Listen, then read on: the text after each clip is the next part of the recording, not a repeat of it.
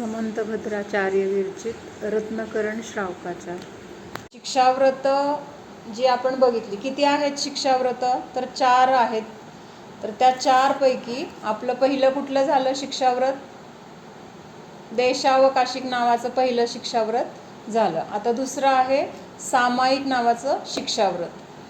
तर सामायिक कशाला म्हणायचं किंवा सामायिकमध्ये काय करायचं, हे सगळे प्रश्न आपल्याला पडलेले आहेत की नाही. तर त्याचा ह्याच्यामध्ये म्हणजे आता हे जे काही ह्याचे 4-5 श्लोक आहेत तर त्याच्यामध्ये ह्याचं सगळं आपल्याला व्यवस्थित समजेल. 97 नंबरचा श्लोक आहे, काढलाय का सगळ्यांनी? आसमय मुक्ती मुक्तम. म्यूट काढलं तर चालतंय थोडा वेळ.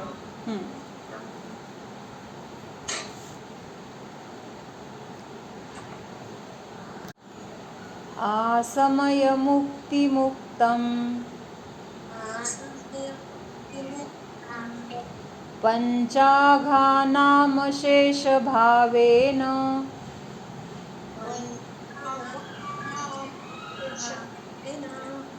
सर्वत्र च सामयिका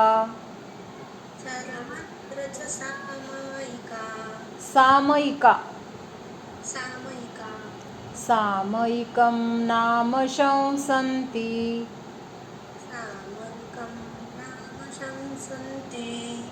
सगळे मिळून म्हणूया. आसमय मुक्ती मुक्तम पंचाघानाम शेष भावेन सर्वत्र च सामयिका सामयिकं नाम शंसन्ति. सामायिक शिक्षाव्रत. तर सामायिक शिक्षाव्रत म्हणजे काय? तर सामायिकाचा अर्थ गंधर्वदेवांनी काय सांगितलंय तर ते ह्या श्लोकामध्ये आहे. सामायिके ज्ञाता. सामायिके ज्ञाता म्हणजे काय? जे सामायिकाला जाणतात किंवा सामायिक म्हणजे काय ह्याचे जे जाणकार आहेत असे ते गणधर देवादिक. गणधर सर्व प्रकारचे आचार्य मुनी वगैरे सगळे ह्याच्यामध्ये समाविष्ट आहेत.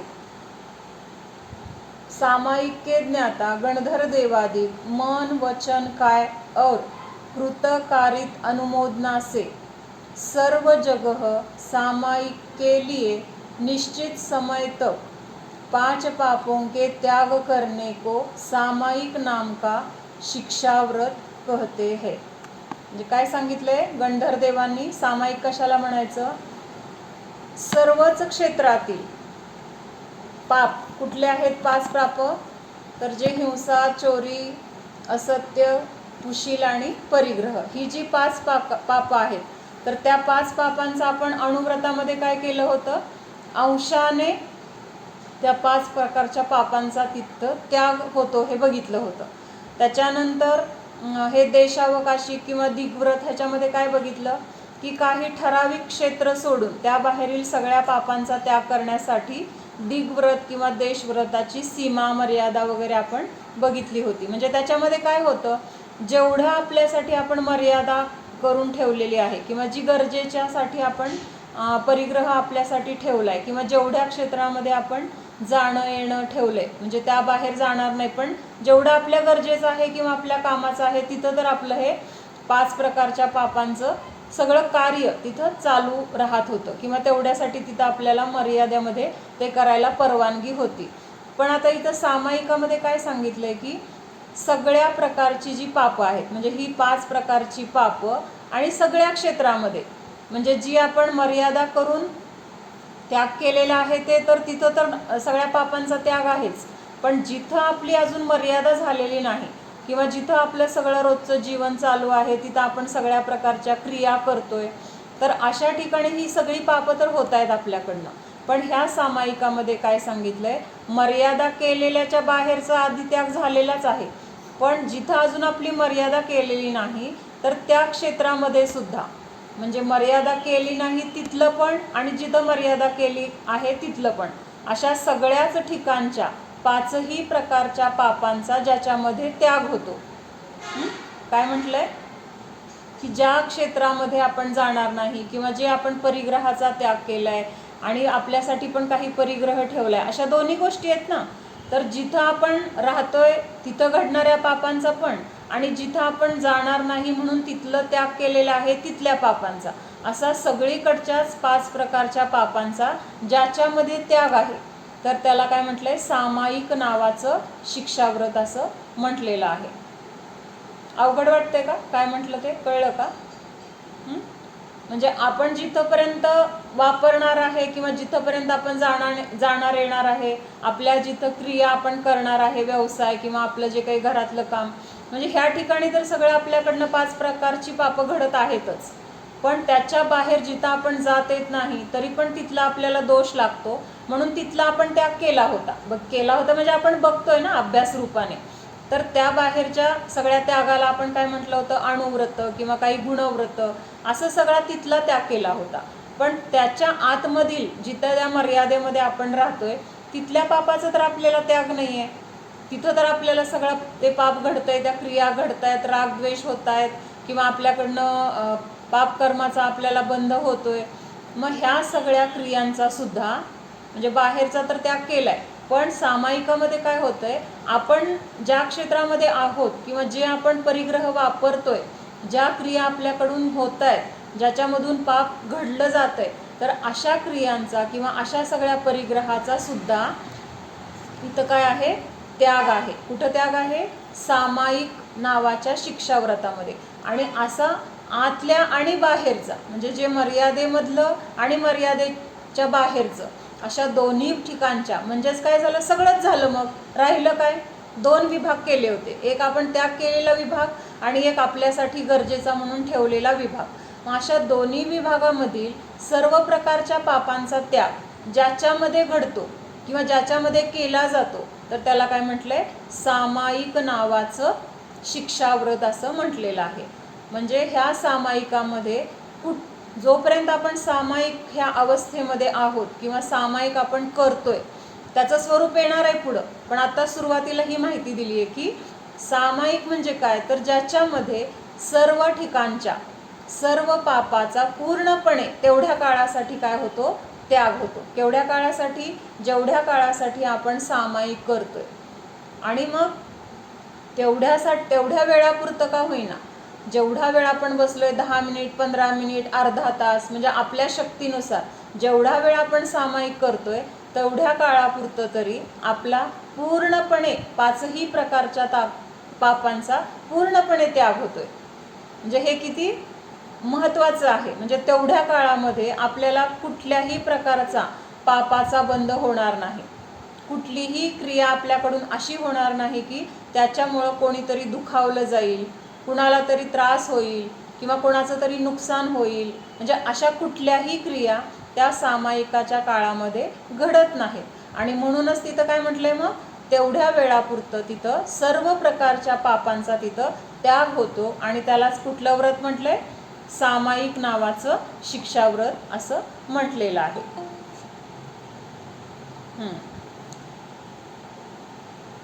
तर ह्याच्यामध्ये काय सांगितलंय अजून एकदा बोला.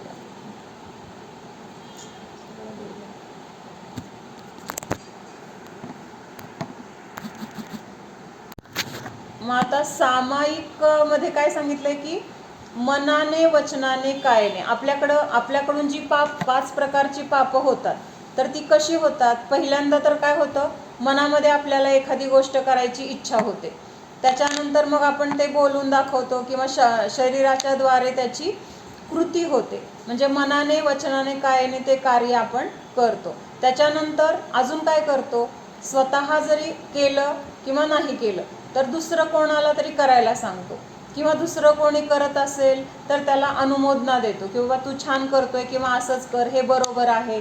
अशा प्रकारे मनाने, वचनाने, कायेने आणि कृतकारित अनुमोदनेच्या द्वारे आपल्याकडून ही 5 प्रकारची पापं घडत असतात. पहिल्यांदा तर सगळ्यात जास्त चुकतो आपण कुठं, तर मनाच्या द्वारे चुकतो. बाहेरून आपल्याला बोलताना जेवढं काही बोलण्यामधून पाप घडतं किंवा शरीराच्या क्रियेच्या द्वारे जेवढं काही पाप घडतं, तर त्याच्यापेक्षा सुद्धा जास्त पाप कुठं घडतं, तर पहिल्यांदा आपल्या मनामध्ये त्या गोष्टीची काय होते, इच्छा उत्पन्न होते किंवा ते करण्याचे भाव होतात. त्यानुसार आपल्याला इष्ट अनिष्ट भाव असतात काहीतरी. इच्छा म्हणजे काय, काहीतरी करायचे भाव म्हणजे ती आपल्याला पाहिजे तरी असते, किंवा एखादी गोष्ट नको असेल तर त्याचा प्रतिकार करण्यासाठी सुद्धा आपल्याला काहीतरी करावं लागतं. ती सुद्धा काय आहे तर क्रियाच आहे. पण पहिल्यांदा उत्पन्न कुठे झाले भाव, तर मनामध्ये झाले. म्हणून सगळ्यात पहिल्यांदा जास्त सगळं चुकत असेल तर मनाच्या द्वारे आपल्याकडून चुकलं जातं, किंवा मनामध्ये रागद्वेषांची उत्पत्ती होते, मनामध्ये इच्छा उत्पन्न होतात. म्हणून पहिल्यांदा चूक कुठं घडते तर मनाच्या द्वारे चूक घडते. म्हणून ह्या ज्या काही पापक्रिया आहेत तर त्या कुठल्या कुठल्या प्रकाराने घडल्या जातात, किंवा त्याच्यामध्ये काय काय ते घडण्यामध्ये निमित्त आहे, तर तिथं आहे मन, वचन आणि काय. म्हणजे हे 3 तर आहेतच, प्लस आपण स्वतः ती गोष्ट करणं म्हणजे कृत झालं. किंवा दुसरं आपल्याला नाही जमत तर आपण काय करतो, मग करून घेतो कुणाला तरी सांगून. मग जरी आपण ती गोष्ट कुणाकडून करून घेतली तरी करून घेत असताना सुद्धा ज्याच्याद्वारे ही गोष्ट आपण करून घेतो त्याच्याद्वारे पण तिथं काय होते तर हिंसाविराध न होते. तर झाडू आपण नाही झाडू मारला, पण कामवालीला आपण झाडू मारायला सांगितलं, मग तिच्या झाडण्यातून सुद्धा जी काही हिंसा झाली असेल तर त्याचे दोष कुणाला लागणार, आपण सांगितलं म्हणून आपल्याला लागणार. आणि तिने जर ते बघून नीट नाही झाडलं, कसंही झाडलं, तर त्याचे दोष तिला पण आहेत. तेच तिने ते व्यवस्थित काम केलं तर तिला दोष कमी लागतील, आणि त्यामुळे आपल्याला पण थोडेसे तरी कमी तिथं दोष लागणार, कारण तिथं हिंसा कमी झाली. पण कार्य घडतंय म्हणजे तिथं हिंसा ही नियमाने आहेच. म्हणून स्वतः जरी केलं तरी दोष आहेत, दुसऱ्यांना करायला सांगितलं तरी दोष आहेत, आणि त्या बाईनी मनानेच झाडलं, आपण सांगायची वेळच आली नाही, मग आपण तिला म्हणतो बरं झालं तू झाडलं, मी सांगणारच होते तुला. म्हणजे असं तिथं काय झाली, आपली अनुमोदना होतेच. किंवा आपलं घर हे स्वच्छ ठेवायलाच पाहिजे, जरी तिला नाही बोलून दाखवलं तरी मनात वाटतंच की नाही बरं झालं हिने छान झाडले बरं का आज. म्हणजे तिथं काय झाली, आपली इनडायरेक्टली अनुमोदना झाली. म्हणजे असं मनाच्या, वचनाच्या आणि कृतीच्या द्वारे आपल्याकडून ही 5 प्रकारची पापं घडत असतात, किंवा कृतकारित अनुमोदना पण त्याला आपली असतेच. मग ह्या प्रकारच्या जी काही पापं आपल्याकडून घडतात, जेव्हा आपण सामायिकला बसतो तर तेव्हा काय होतं, ना स्वतः करतोय, ना करायला सांगतोय, ना करणाऱ्याला अनुमोदना देतोय. किंवा तिथं आपलं लक्ष कुठं आहे, बाहेर आहे का, काय काम चाललंय किंवा काय करायचंय, तिथं आपण स्वतः सामायिक करतोय, म्हणजे स्वतः डोळे झाकून स्वतःचं चिंतन करण्यामध्ये आपण लक्ष लावतोय. आता ते काय चिंतन करायचं वगैरे पुढे येणार आहे, पण इथं सामायिक एवढं तर लक्षात आलं. काय सांगितलं सामायिक म्हणजे, तृप्ति निश्चित समय की अवधि तक 5 पापों का पूर्ण रूप से त्याग करने को गणधर देवादि ने सामायिक नामक शिक्षाव्रत कहा है। देशावकाशिक व्रत में मर्यादा के बाहर के क्षेत्र में 5 पापों का पूर्ण रूप से त्याग होता है। म्हणजे मर्यादा जेवढी आपण केली तर त्या मर्यादाच्या बाहेरील सर्व प्रकारच्या पापाचा संपूर्णपणे तिथं त्याग तर होतोच। किंतु सामायिक शिक्षाव्रत में मर्यादा के भीतर और बाहर दोनों ही क्षेत्रों में 5 पापों का पूर्ण त्याग होता है। इस प्रकार से देशावकाशिक की अपेक्षा सामायिक शिक्षाव्रत में कहा गया है। म्हणजे आता देशावकाशिकमध्ये आपण काय केलं होतं की आपण दिग्व्रतामध्ये मोठी मर्यादा केली होती। म्हणजे उदाहरण आपण असं बघितलं की समजा भारताच्या बाहेर जाणार नाही अशी दिग्व्रतामध्ये मर्यादा केली। दिग्व्रत म्हणजे काय, कायमस्वरूपी त्या क्षेत्राचा तिथला त्या बाहेर जाणार नाही असा नियम केला। मग आता आपल्याला रोज सगळ्या भारतात फिरावं लागतं का, गरजच नसते, आणि आपण जाऊ पण शकत नाही एका वेळेस सगळ्या ठिकाणी। मग त्या केलेल्या मर्यादामध्ये सुद्धा आपण देशावकाशिक किंवा देशव्रतामध्ये काय केलं होतं, त्या मर्यादेमध्ये पण आणखीन त्याच्या आतमध्ये मर्यादा केली की आज मला कुठल्या क्षेत्रामध्ये जायचंय तेवढं सोडून बाकी कुठं मी जाणार नाही। म्हणजे उदाहरणार्थ आपल्याला आज कुठल्या गावाला जाणार नाही तर आपण गावाची मर्यादा बघितली होती की आज मी माझ्या गावाच्या बाहेर जाणार नाही, किंवा गावामध्ये सुद्धा माझं जिथं जिथं काम असेल ते सोडून बाकी कुठंही मी जाणार नाही।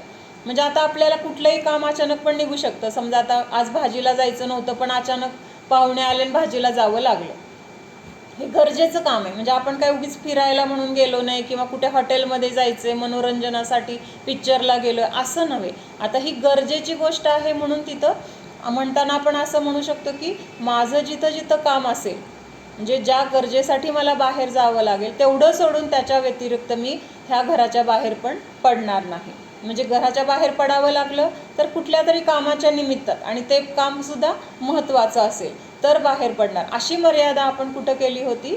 देशव्रतामध्ये केली होती.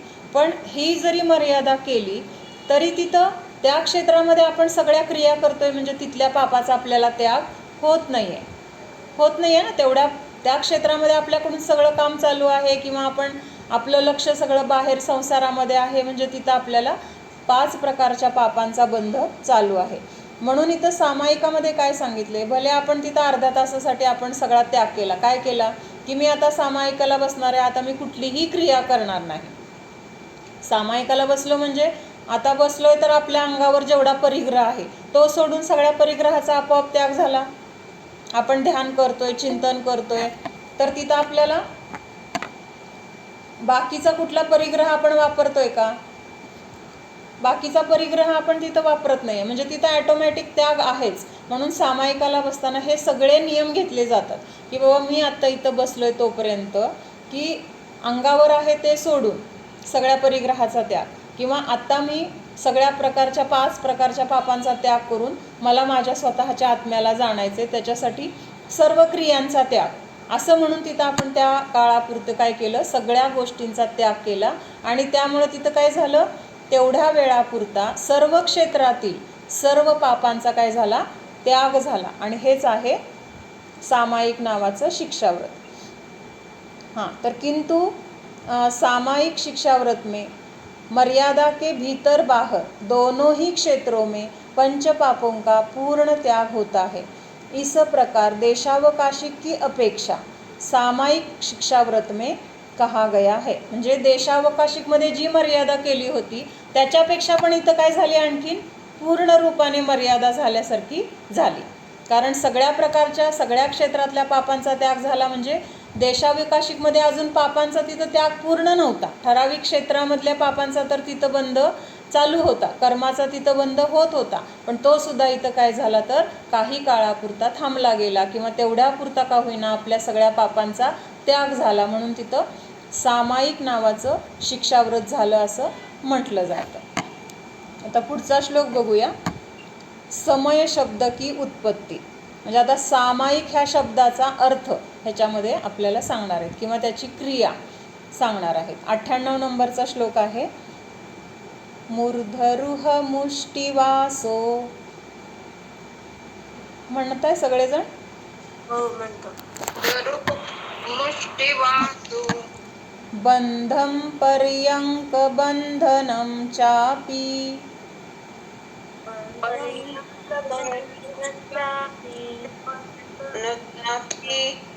स्थानमुपवेशनं वा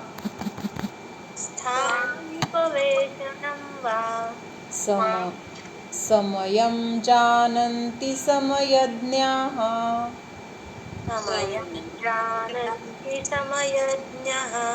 हां, सगळे मिळून म्हणूया.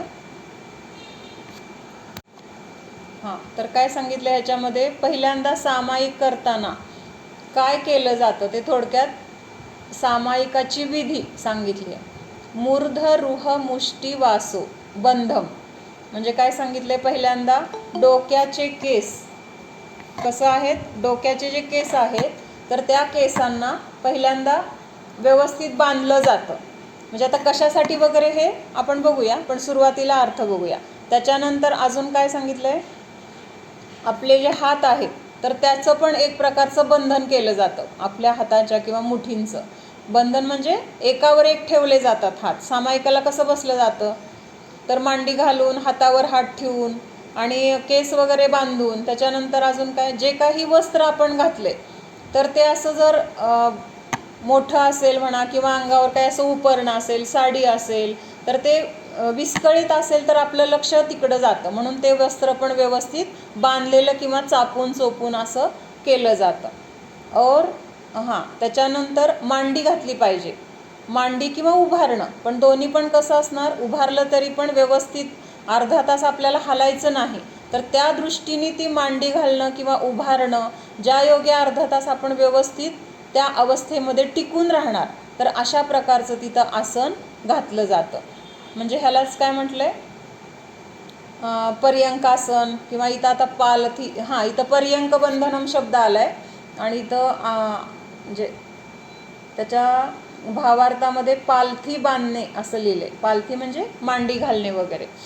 तर सामायिकाला बसताना जे कोणी सामायिकाला बसणारे आहेत तर ते म्हणजे केस त्यांचे व्यवस्थित असले पाहिजेत, त्याच्यानंतर हातावर हात पाहिजे किंवा वस्त्र सगळे व्यवस्थित पाहिजेत, आणि मांडी घालणं किंवा उभारून जरी सामायिक करायचं असेल तरी पण ती स्थिती पण आपल्याला सुटेबल असेल, किंवा आपल्याला नीट नाही जर मांडी घातली तर मग कुठंतरी परत एक 5 मिनिटात इथं दुखायला लागलं, तिथं दुखायला लागलं, मग हलावं लागतं. म्हणजे तेवढ्या काळामध्ये आपल्याला स्थिर राहण्यासाठी ज्या ज्या गोष्टी गरजेच्या आहेत तर त्या गोष्टी इथं त्यांनी सांगितल्यात. म्हणजे ह्या बाहेरच्या गोष्टी महत्त्वाच्या कशासाठी आहेत, त्याच्यामुळं आपल्याला फक्त विघ्नमध्ये येऊ नये. विघ्न म्हणजे काय, जर केस जर अशी वाऱ्याने उडायला लागली आणि ते आपल्या नाकावर आली, कानावर आली, मग तिथे ते गुळगुळ होतं, मग आपल्याला केस असं हलवावं वाटतं. म्हणजे हात तर आपण कुठे ठेवलेत, आता एकावर एक हात ठेवल्यामुळं हात पण तिथं स्थिर आहेत आता, मग त्या हातांची पण हालचाल नाही झाली पाहिजे.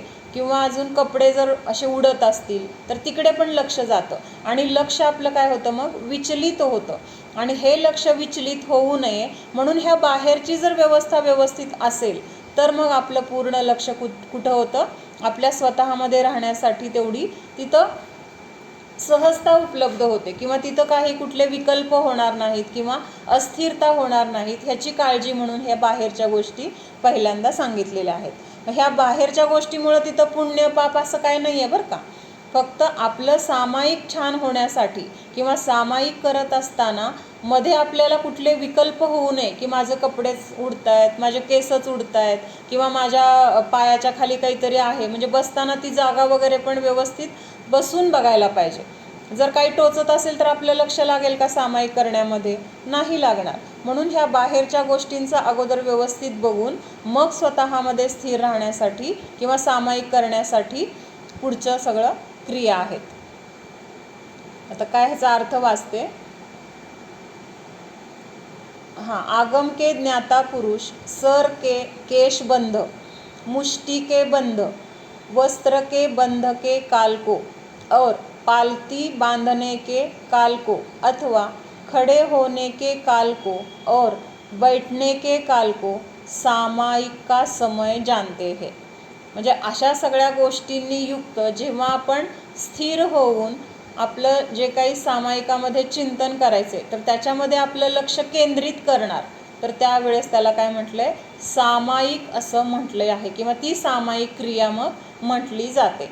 असं कोणी सांगितलंय, समयज्ञाः, म्हणजे जे समयाला जाणतात. समय म्हणजे काय, समय म्हणजे शास्त्र म्हटलंय, समय म्हणजे वेळ म्हणतो आपण, आपल्याला माहिती वेळ, समयचा अर्थ आपण काय घेतो की वेळ असा घेतला जातो, पण शास्त्रामध्ये समय शब्दाचे भरपूर अर्थ सांगितले. समय म्हणजे शास्त्र म्हटलंय, समय म्हणजे आपला आत्मा म्हटलंय, म्हणजे आपल्या आत्म्याला दुसरं नाव समय आहे हे पण तिथं सांगितलंय. मग अशा सर्वाला जाणणारे कोण आहेत, तर गणधरादी देव आहेत, आणि त्या गणधर देवांनी सामायिक क्रिया करत असताना बाहेरच्या गोष्टींची अशी सांगितली की म्हणजे अशी व्यवस्था असली पाहिजे असं तिथं सांगितलेलं आहे. म्हणजे ह्या बाहेरच्या गोष्टींना आपण महत्त्व का द्यायचं, तर ह्या गोष्टी जर व्यवस्थित असल्या तर आपल्याला तेवढं तिथं निर्विकल्प आपल्याला सामायिक करता येईल, किंवा बाहेरच्या गोष्टींमध्ये मग आपलं लक्ष जाणार नाही. जर बाहेरच्या गोष्टींमध्ये लक्ष गेलं तर सामायिकामध्ये काय होणार, विघ्न झाल्यासारखं, किंवा तिथं स्थिरता राहणार नाही. अगोदरच आपलं मन कसं असतं, चंचल आहे, किंवा आपल्याला सतत काय सवय आहे, बाहेरच्या गोष्टींचा सतत विचार आहे, शरीराचा असेल, संसारातल्या गोष्टींचा असेल, कुठल्या तरी काय घडलेल्या गोष्टी मागं घडलेल्या किंवा पुढं काय करायचं त्याचं असेल, काही ना काही मनामध्ये आपल्या ह्या संसाराविषयीचं चिंतन चालू असतं. मग ह्या चिंतनाला आपल्या मनामध्ये सवय आहे, आणि सवय आपल्याला कशाची नाही आहे, तर सामायिक किंवा स्वतःच्या आत्म्याला जाणण्याची किंवा एकाग्र होऊन असं स्थिर राहण्याची ही आपल्याला सवय नाही आहे. मग अशा म्हणजे मनाला जर एवढ्या बाहेरच्या गोष्टींची किंवा विकल्पांची सवय आहे, तर त्याला पहिल्यांदा स्थिर करण्यासाठी बाहेर पण सगळी अनुकूलता तिथं मनाला द्यायला पाहिजे. नाहीतर मग मन लगेच घसरायला किंवा त्या गोष्टींमध्ये हलायला जायला तयारच असतं. म्हणून अगोदर मन एकाग्र होण्यासाठी बाहेरच्या ह्या गोष्टींना महत्त्व दिले, नाहीतर ह्या बाहेरच्या गोष्टींना काही तसं महत्त्व नाही. कारण शांतीसागर महाराज तर काय म्हणायचे की आता इतकी आत्म्यामध्ये स्थिरता आली आहे आम्हाला, म्हणजे त्यांचं आत्मचरित्र आहे त्याच्यामध्ये त्यांनी ते त्यांचं वाक्य की आता आम्हाला भर बाजारात जरी बसवलं तरी पण आम्ही तिथं शांतपणाने सामायिक करू शकतो किंवा शांतपणाने तिथं ध्यान करू शकतो. मग ही वरची स्टेज आहे, खूप वरची स्टेज आहे. म्हणजे इतकं स्वतःच्या आत्म्यामध्ये ते एकाग्र होऊ शकत होते की बाहेर काय चाललंय, त्यांच्या आजूबाजूला काय घडतंय, कोण बोलतंय, कोण भांडतंय किंवा गोंगाट आहे, तरीसुद्धा तिकडं त्यांचं लक्ष जात नव्हतं. म्हणजे इतकं त्यांना आतमध्ये एकाग्रतेची कला किंवा आत्म्याची एवढी रुचीच होती की बाहेरच्या गोष्टींना काही अर्थच नाही, त्यामुळे तिकडं त्यांचं लक्ष जात नव्हतं. त्याच्यापेक्षा महत्त्वाचं काय आहे ते माझ्याजवळ आहे आणि त्याच्यामध्ये राहणं हे माझ्यासाठी महत्त्वाचं आहे, ही गोष्ट त्यांना पटलेली असल्यामुळं किंवा त्यांना त्याची कला त्यांना जमली होती. आणि त्यामुळे ते असं म्हणायचं की बाजार म्हणजे किती गोंगाट असतो, किती लोक येतात जातात, प्रत्येकाची बडबड, काय घ्यायचंय द्यायचंय, भांडण, सगळ्या प्रकारचं तिथे चाललेलं असतं, तरी पण त्याच्यामध्ये त्यांचं लक्ष जाणार नाही इतका त्यांना काय होता स्वतः म्हणजे विश्वास होता. तसं आपलं नाही आहे ना, आपण अजून बाल आहोत म्हणजे आपल्याला कशाची सवय नाही आहे, आपल्याला संसाराची सवय आहे आणि आपल्याला बाहेरच्या गोष्टीमध्ये जास्त रुची पण आहे. जेवढी रुची बाहेर आहे तेवढी आपल्या आत्म्यामध्ये आहे का रुची? आपल्याला हे माहिती आहे की धर्मच आपल्याला महत्त्वाचा आहे किंवा धर्म चांगला, हे सगळं आपल्याला वाटतंय, पण वाटलं तरी तशी आपल्याकडनं कृती होते का? कृती कुठे आपली? घसरतो कुठं आपण? परत संसारात घसरतोय.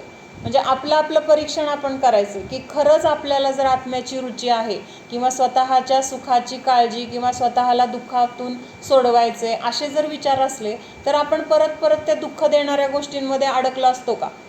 परत त्या संसाराच्या क्रियांमध्ये आपल्याला आनंद वाटला असता का? परत ते भोगण्यामध्ये आपल्याला मजा वाटली असती का? पण आपल्याला वाटते, परत त्या गोष्टीमध्ये आपलं लक्ष जातंय, त्याच गोष्टीमध्ये आनंद वाटतोय, त्या गोष्टी मिळवण्यासाठी आपली धडपड आहे, नाही त्या गोष्टी मिळाल्या तर आपल्याला त्रास होतोय. म्हणजेच ह्याच्यावरून आपल्याला लक्षात येते की आपलं जास्त लक्ष संसारामध्ये आहे किंवा ह्या 5 इंद्रियांच्या भोगामध्ये आपल्याला जास्त आनंद आहे, ह्या शरीराची आपल्याला जास्त महती आहे. मग ही महती कमी होण्यासाठी हे सामायिक आपल्याला करायचं आहे, तर पहिल्यांदा त्या सामायिकाची रुची लागली पाहिजे. असं जर आपण हे व्यवस्थित ह्यांनी सांगितलेलं तसं जर नाही केलं आणि बसलो आणि मग त्यावेळेस आपलं लक्ष बाहेर जाणार सारखं, मग आपण काय म्हणणार, नाही बाबा आपल्याला काही जमत नाही. म्हणजे तिथं प्रयत्न करायच्या ऐवजी आपण त्या गोष्टी सोडून देणार. म्हणून अशा ज्या विधीने त्यांनी सांगितले त्या विधीने जर आपण ते करत गेलो तर आपल्याला हळूहळू त्याच्यामध्ये रुची निर्माण होणार आहे आणि ही रुची आपल्याला काय करणार आहे, ह्या संसारातील मोहाला दूर करणार आहे. म्हणजे आपला जो काही मोह आहे किंवा आपली जी आसक्ती आहे ह्या इंद्रियांची, शरीराची किंवा ज्या आपल्या आवडीच्या गोष्टी आहेत, व्यक्ती आहेत, तर त्यांच्याविषयीची आपली जी आसक्ती, मोह, राग, द्वेष, ह्या सगळ्या गोष्टींची तिथं काय होणार आहे, म्हणजे तिथं त्या गोष्टींची म्हणजे कमी होणार आहे त्या गोष्टींची आणि तिथं आपल्याला स्वतःची रुची किंवा खऱ्या सुखाची रुची आपल्याला तिथं उत्पन्न होणार आहे. म्हणून ह्या सामायिकाला इथं म्हणजे अशा पद्धतीने सुरुवातीला सांगितलेलं आहे. पुढं अजून काय सांगितलं आहे? हाँ, मूर्ध, रूह, मुष्टि और वासस, इन 3 शब्दों का द्वंद्व समास हुआ है. यहाँ पर बंध शब्द का प्रत्येक के साथ संबंध होता है. म्हणजे मूर्ध, रूह, मुष्टी असं हे शब्द घेतलेत आणि शेवटी बंध घेतले, तर बंध शब्द प्रत्येकडे लागणार, प्रत्येक ठिकाणी असं ते सांगतात. म्हणजे मूर्ध बंध, रूह बंध, मुष्टी बंध, वास बंध, म्हणजे ज्या गोष्टींना आपण बांधतोय ना किंवा ज्या गोष्टींना आपल्याला इथं त्यांनी केस, हाताची घडी, त्याच्यानंतर कपडे किंवा आपली मांडी, असं प्रत्येक वेगळं आहे ना, तर प्रत्येकाच्या ठिकाणी त्यांनी बंध शब्द घ्यायला सांगितलंय. म्हणजेच ह्या प्रत्येकाची तिथं व्यवस्था जशी सांगितली तशी करायची असं सांगितलं. मूर्ध रूहबंध, मुष्टिबंध, वासोबंध ये 3 शब्द बनते हैं. बंध का अर्थ बंध का काल है, म्हणजे तेवढ्या काळासाठी त्या गोष्टींना काय ठेवायचे, स्थिर ठेवायचे. बंध म्हणजे काय बांधून ठेवायचा असा अर्थ नाही घ्यायचा, तर एक ठिकाणी स्थिर राहणं ह्या अपेक्षेने बंध असं म्हटलंय. जब तक चोटी में गाठ लगी है, मुट्ठी बंदी है, वस्त्र में गाठ लगी है, आसन लगाकर बैठा हूँ, कायोत्सर्ग मुद्रा में खड़ा हूँ अथवा पद्मासन में बैठा हूँ, तब तक सामायिक करूंगा. म्हणजे असं पण तिथं परत काय केली जाते, एक प्रतिज्ञा केली जाते की मी हे जे बांधून ठेवले ते सुटेपर्यंत मी सामायिक करणार. जोपर्यंत ह्या अवस्थेमध्ये बसलेलो आहे तोपर्यंत सामायिक करणार. आता कायोत्सर्ग ह्या शब्दाचा अर्थ काय आहे, कोण सांगेल? नऊ जाप देणे ना, नमोकार मंत्राचे. नाही, म्हणजे त्या अवस्थेमध्ये जाप देणं असं म्हटलं जातं, पण कायोत्सर्ग ह्या शब्दाचा अर्थ पूर्ण नाही असा होत. अजून कोण सांगेल दुसरं कायोत्सर्ग शब्दाचा अर्थ? म्हणजे जे समजा आपण झोपताना अथवा जेवायच्या आधी अथवा काय चुका झाल्यावर असं ऐकलं होतं बरं का, म्हणजे मला दुसरं माहित नाही. हां, तर कायोत्सर्ग शरीरावरचं ममत्व सोडून स्वतःला जाणणं. हां, बरोबर आहे. कायोत्सर्ग मध्ये 2 शब्द आहेत, काय आणि उत्सर्ग. उत्सर्ग म्हणजे काय, सोडणं. म्हणजे शरीराच्या प्रती असलेला आपला जो मोह आहे किंवा ममत्व आहे ते ममत्व सोडणं ह्याला कायोत्सर्ग म्हटलंय. म्हणजे आपलं तर सगळ्यात जास्त मोह शरीरावर आहेच, शरीराबद्दलच आपलं सगळं काही किंवा शरीरासाठीच आपलं सगळं चाललेलं आहे. मग तेवढ्या काळासाठी का होईना त्या शरीरावरचा मोह सोडायचा किंवा त्या शरीराचं अस्तित्व पूर्ण विसरून जायचे. म्हणजे त्याचा त्याग तर आपण नाही करू शकत शरीराचा. कायोत्सर्ग म्हणजे काय, शरीराला सोडणे. शब्दशः अर्थ असा होतो की शरीराला सोडणे किंवा शरीराचा त्याग करणं. मग शरीराचा त्याग आपण करू शकतो का? आपल्या हातातली गोष्ट आहे का ती? नाही करू शकत. शरीराचा त्याग केव्हा होणार आहे, जेव्हा आपलं आयुष्य संपणार आहे त्यावेळेस तो त्याग होईल शरीराचा. पण ह्या शरीरावरचा मोह तरी आत्ता आपण सोडू शकतो की नाही? शरीराला आपण सोडू शकत नाही, पण मोह सोडण्यासाठी आपल्याला कुणाचं काय बांधील आहोत का आपण? मोह आपण आपला सोडू शकतो. आणि ते मोह सोडण्याची प्रक्रिया, शरीरावरचा मोह सोडणं किंवा त्या शरीरावरचं ममत्व सोडणं तेवढ्या काळापुरता का होईना, मग त्याला म्हटलं कायोत्सर्ग. मग एक कायोत्सर्ग करा असं म्हटलं जातं. मग एक कायोत्सर्ग करा म्हणजे 9 जाप द्या असं पण म्हटलं जातं. ह्याचाच अर्थ ते 9 जाप देत असताना ह्या शरीरावरचा पूर्ण मोह सोडून मग ते जाप द्यायचे. म्हणजे शरीर माझं नाही ही भावना तिथे करून मग जाप द्यायचे, तर त्याला काय म्हटलं, कायोत्सर्ग. मग एक कायोत्सर्ग म्हणजे 9 जाप असं म्हटलं जातं. एक कायोत्सर्ग करा म्हणजे काय, तर 9 जाप द्या असं म्हटलं जातं. मग आता इथं सामायिकामध्ये पण सांगितलंय ना, कायोत्सर्ग जोपर्यंत हे आहे तो म्हणजे कायोत्सर्गामध्ये आहे तोपर्यंत मी सामायिक करणार. म्हणजे एवढ्या काळापर्यंत ह्या शरीरावरचा मोह मी सोडलाय किंवा हे शरीर किंवा ह्या शरीराची कुठलीही क्रिया, इंद्रियांची कुठलीही मागणी ह्याच्याकडे या एवढ्या काळामध्ये माझं काहीही लक्ष त्याच्याकडे मी देणार नाही किंवा तेवढ्या काळापुरता ह्या शरीराच्या मागण्यांचा माझा काही संबंध नाही असा तिथं काय सांगितलंय, कायोत्सर्ग करायला सांगितलंय. आणि मग ह्या कायोत्सर्गामध्ये काय करायचं आहे, शरीरावरचा मोह सोडलाय. मग त्यावेळेस शरीरावरचा मोह सोडलाय म्हणजे शरीराचं चिंतन, 5 इंद्रियांच्या विषयाचं चिंतन तिथं काय झालं, आपोआपच नष्ट झालं किंवा आपोआपच तो विषय तिथं संपला. म्हणून तिथं खऱ्या अर्थाने कायोत्सर्ग झाला. जरी आपण शरीराला सोडू शकलो नाही तरी पण त्या शरीरावरचा मोह सुटला तर हे काय आहे, उत्कृष्ट कायोत्सर्ग झाला. म्हणून त्यांनी सांगितलंय की एवढ्या काळासाठी तिथं कायोत्सर्ग, कायोत्सर्ग म्हणजे ह्या अवस्थेमध्ये जोपर्यंत मी आहे किंवा जोपर्यंत पद्मासनामध्ये बसलेलं आहे तर तोपर्यंत मी सामायिक करणार असा प्रतिज्ञा करून किंवा असं मनामध्ये ठरवून मग सामायिकाला बसलं तर त्याला ते सामायिकाची क्रिया म्हटली जाते.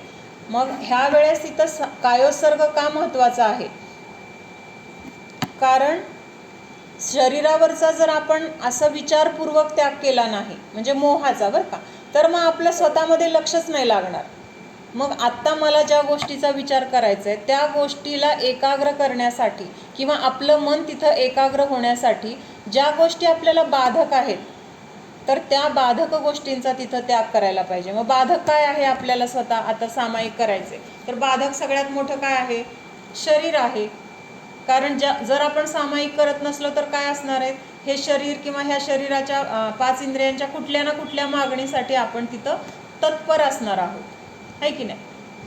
चालूच असतं की. आता आपण रोज सामायिक, समजा आता 7 ते 8 सामायिकाची वेळ आहे असं धरून चाला, मग 7 ते 8 ह्या वेळामध्ये आपलं काय चालू असतं? रोज शरीराचीच काहीतरी क्रिया चालू असते, किंवा ह्या इंद्रियांचं टी व्ही तरी बघत असेल, मोबाईल तरी बघत असेल, स्वयंपाक तरी करत असेल, काही जेवायला वगैरे देत असेल, म्हणजे किंवा घर आवरत असेल, कोणी काय काय आपल्या घरातलं काय जे काही करत असेल, तर त्या क्रियामध्ये आपलं कुठं लक्ष आहे?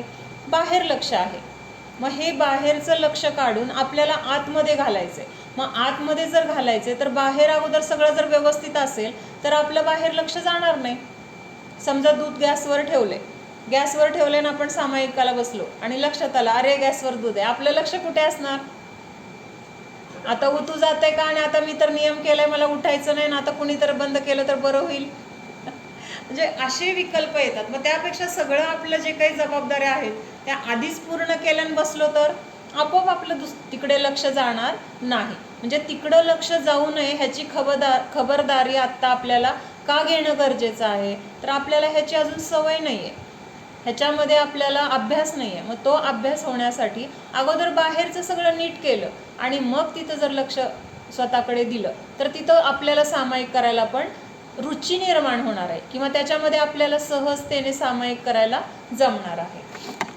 म्हणून ह्या बाहेरच्या गोष्टींना प्राथमिक अवस्थेमध्ये तर खूप महत्त्व आहे. मूर्धरूह म्हणजे काय? मूर्धरूह म्हणजे हे सांगितलं ना, काय केस बांधणे, डोक्याला केस म्हटलं ना सुरुवातीला, की केस जर आपण बांधले नाहीत आणि सामायिकाला बसलो मग ते केस पुढं येतील, किंवा ते गळ्यात केस असले तर तिथं काय होणार? घाम येणार, आणि मग ते घाम आलं की आपल्याला तिथं टोचल्यासारखं होईल किंवा खाज येईल. मग आपल्याला सारखं हात जातात ना आपले तिकडं. मग सामायिकाला बसताना आपण हातावर हात ठेवून बसलेला असतो, मग ते करू शकत नाही म्हणलं की मन आपलं काय होतं? मग सारखं तिकडं लक्ष घालतं आपलं, किंवा आपलं लक्ष ॲटोमॅटिक तिकडं जातं. म्हणून ह्या सगळ्या ज्या काही शक्यता आहेत आपल्याला बाधक ठरणाऱ्या त्या क्रियांचा किंवा त्या गोष्टींचा विचार करून आपण जर सामायिकाला बसलो तर थोडंसं तरी आपल्याला सामायिक करायला अनुकूलता मिळेल, किंवा आपल्याला त्याच्यामध्ये मग जर जमलं तर ती गोष्ट करायला आपल्याला आनंद वाटतो की नाही, हां मला जमलं, मी करू शकतो. पण त्याच्यामध्ये जर अडचणी आल्या तर पहिल्यांदाच आपल्याला काय होतं? नाही बाबा जमत, सारखं हे होतंय ते होतंय, कोणतर येतंय, कोणतर काय तर काम सांगतंय किंवा काहीतरी आठवतंय, असं आपल्याला पहिल्यांदाच काय होतं? आपण निगेटिव्ह होऊन जातो. मग आपल्याला पहिल्यांदा ही काळजी घेतली तर आपण निगेटिव्ह होणार नाही. म्हणजे हे सुद्धा आपल्यासाठी खूप महत्त्वाचं आहे. आणि तब म्यूट कर. हां, तर ह्या गोष्टी म्हणजे महत्त्वाच्या नसल्या तरी सुरुवातीला जेव्हा बाळाला अभ्यासाला शिकवायला बसतो आपण, तर त्याला काय सगळं अगोदर त्याच्या आवडीच्या गोष्टी करतो. तिथं आवडीच्या गोष्टीसाठी आपण त्याला शिकवत नाही आहे, शिकवण्यासाठी आवडीच्या गोष्टी करतो, जेणेकरून त्याला अभ्यासामध्ये रुची उत्पन्न व्हावी. मग आत्ता आपल्याला सामायिकामध्ये रुची नाही आहे, किंवा आपल्याला सामायिकाला बसलं तरी असं वाटतं की कधी संपणार, कोणीतरी ध्यान घेतं आहे. ध्यानाला बसल्यावर आम्हाला पण असं वाटतं कधी संपणार, किती वेळ झालं, मांडी दुखायला लागली. ध्यान शिबिराला नाही का कंपल्सरी हो, म्हणजे डिस्टर्बन्स नको म्हणूनच ते सगळ्या गोष्टी केलेल्या आहेत महाराजांनी. हां, बरोबर आहे. म्हणजे अडथळे येऊ नये, की ज्या अडथळ्यामुळे आपलं लक्ष विचलित होईल, तर तिथं ध्यान शिबिर असं घेतलं जातं ना, जितूभाई वगैरे घेतात 10-10 दिवसांचं ध्यान शिबिर. तर तिथं कंपल्सरी असा पांढरा दुपट्टा किंवा आणि असं घेऊन बसायला सांगतात. म्हणजे एकमेकांना बघून सुद्धा आपले मनामध्ये विचार कुठले आले नाही पाहिजेत. नाहीतर असं समोरच्या व्यक्तीला बघितलं की त्याची साडी तरी छान आहे, त्यांनी नीटच बसलं नाही, तो सारखा हलतोच आहे, तो हल्ला की माझं लक्ष त्याच्याकडे गेलं की माझं पण म्हणजे असं आपण काय होतो? स्वतः विचलित होतो. मग ते विचलित होऊ नये म्हणून त्यांनी काळजी घ्यायला सांगितली की तुमच्याच डोळ्यापुढं पडदा ठेवा, बाहेर काय जगात होऊ दे तुम्हाला तिकडं बघायचं काही कारण नाही. कारण आपलं मन कसं आहे ना, त्याच्यावरून ह्या सगळ्या गोष्टी कराव्या लागतात. म्हणून सुरुवातीला आत्ता आपल्याला तर सामायिक म्हणजे काय माहीत नाही, तर ह्या गोष्टींचा विचार करूनच सामायिक करायला बसायचं. म्हणजे तेवढा वेळ 10 मिनटं तरी आपल्याला तिथं मन स्थिर राहील आपलं, किंवा बाहेरच्या गोष्टींमध्ये लक्ष जाणार नाही. गणेश प्रसाद वर्णीजी होते ना, हां तर ते ट्रेननी चालले होते. हां तर ट्रेन लेट होती. हां मग त्यांच्या बरोबर खूप जण होते, शिष्य वगैरे. तर स्टेशनवर सगळे बसले होते. मग गाडी कधी येणार, किंवा ही गाडी आली ती गाडी आली. मग वर्णीजी म्हणले चला इथं स्वाध्याय घेऊ. तर एक शिष्य म्हणलं इथं काय करणार, चालू करू म्हणले. मग त्यांनी ते सगळं मांडून स्टेशनवर स्वाध्याय घेतला. पण थोड्या वेळाने सगळे शिष्य पण त्यांच्या बरोबर स्थिरतेने बसले, आणि बाकीची माणसं पण तिथे येऊन बसत होती. बसली. हा, म्हणजे एका पुस्तकात असं वर्णन आलंय की त्यांनी लिहिलं आणि त्यांनी ते सगळेजण स्टेशनवरती त्यांनी 1.5 तास स्वाध्याय केला. बरोबर. आणि बाकीच्या लोकांना पण ते चांगलं वाटलं म्हणून जे सगळे अजैन चालेल. होते ते पण त्यांच्या सोबत बसले. ऐकायला आले. बरोबर.